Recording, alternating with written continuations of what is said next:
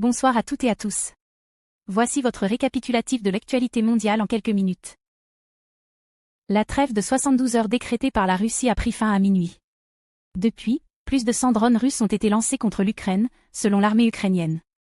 Le président Zelensky s'est dit prêt à des pourparlers, tandis que Vladimir Poutine propose des négociations directes à Istanbul le 15 mai, sans conditions préalables. Gaza, 8 morts dans un bombardement, appel du pape à la paix.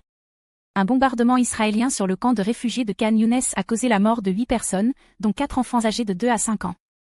Le pape Léon XIV, lors de sa première prière dominicale, a appelé les « grands de ce monde » à arrêter la guerre, exprimant sa compassion pour les souffrances du peuple ukrainien. Il a également exprimé sa profonde tristesse face à la situation à Gaza, appelant à un cessez-le-feu immédiat, à l'acheminement de l'aide humanitaire et à la libération de tous les otages.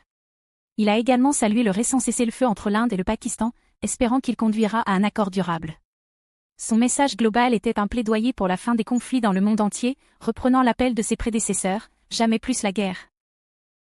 Documentaire sur la mort de Shirin Abu Akleh. Un nouveau documentaire affirme avoir identifié le soldat israélien responsable de la mort de la journaliste Shirin Abu Akleh, tuée en mai 2022 lors d'une opération militaire à Jénine.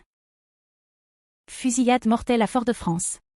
3 personnes ont été tuées ce matin dans une fusillade survenue rue Ernest Deproge, en plein centre-ville de Fort-de-France, en Martinique. C'était tout pour cette journée du 11 mai 2025, très bonne soirée à vous et à très bientôt.